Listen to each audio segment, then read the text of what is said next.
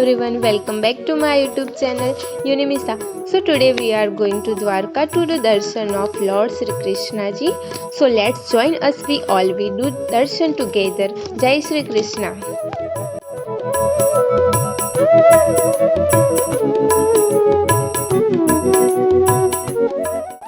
તો અત્યારે અમે પહોંચી ગયા છીએ દ્વારકા, પણ અત્યારે અમે દર્શન કરવા નહીં જઈએ કારણ કે અમે ટ્રાવેલિંગ કરીને થાકી ગયા હતા, એટલે અત્યારે અમે રૂમ બુક કરાવીને પછી મોર્નિંગમાં જઈશું દર્શન કરવા માટે. ગોકુળ કેરી ગાવડિયો મનમાં મૂંઝાય છે, નંદ જશોદાનો કાનો ક્યાંય ન દેખાય છે.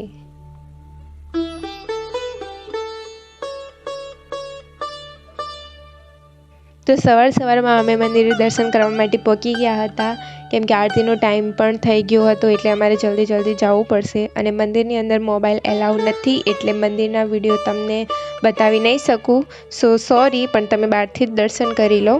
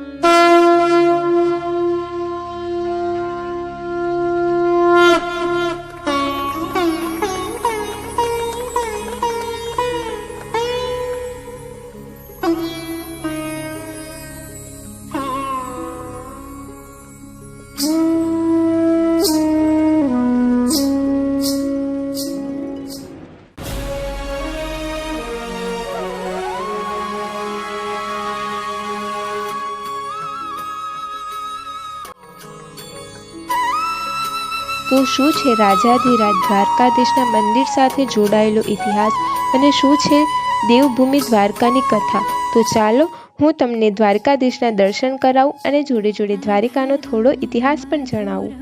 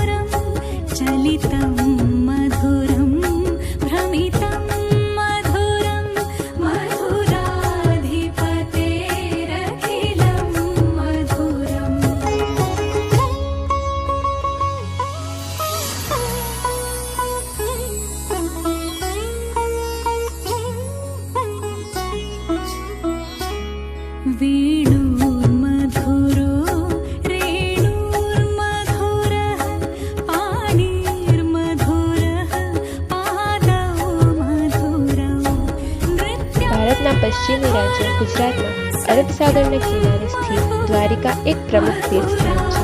આખા ઇન્ડિયામાં ભગવાન શ્રી કૃષ્ણને લગતા બહુ બધા મંદિર છે, અને એ જ મંદિરોમાંથી એક મંદિર દ્વારિકાધીશ મંદિર છે, જે ગોમતી નદીના કિનારે દ્વારિકા શહેરમાં છે. પૌરાણિક કાળમાં દ્વારિકાને દ્વારાવતી નામથી ઓળખવામાં આવતું હતું.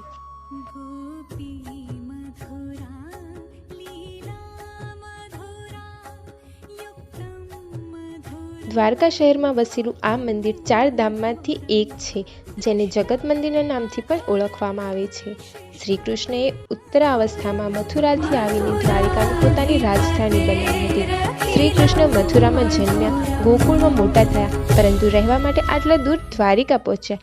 કહેવાય છે કે શ્રી કૃષ્ણએ કંસનો વધ કર્યો હતો.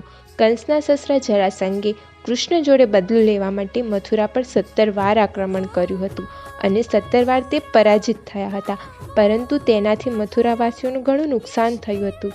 તેથી મથુરાવાસીઓએ શ્રી કૃષ્ણને એવી જગ્યા વસાવવાની કહી કે જ્યાં જરાસંઘ આક્રમણ ન કરી શકે, લોકો શાંતિપૂર્વક જીવી શકે. મથુરાથી બહુ દૂર સમુદ્ર તટ પર શ્રી કૃષ્ણના આદેશ પ્રમાણે દેવશિલ્પી વિશ્વકર્મા દ્વારા આ જગ્યાએ દ્વારિકા નગરીની સ્થાપના કરવામાં આવતી હતી. નગરીની ચારે બાજુ બહુ ઊંચા પરકોટા બનાવવામાં આવ્યા હતા, જેમાં મોટા મોટા દરવાજા હતા. એટલા માટે નગરીનું નામ દ્વારકા પાડવામાં આવ્યું હતું. દ્વારકા એ પ્રાચીન કાળમાં સમુદ્રની અંદર સમાઈ ગઈ, પરંતુ શ્રી કૃષ્ણનું નિવાસસ્થાન ના ડૂબ્યું. તે સ્થાન પર શ્રી કૃષ્ણના વંશજ વજ્રનાભી શ્રી રણછોડજીનું મંદિર બનાવ્યું હતું, જે આજે પણ છે.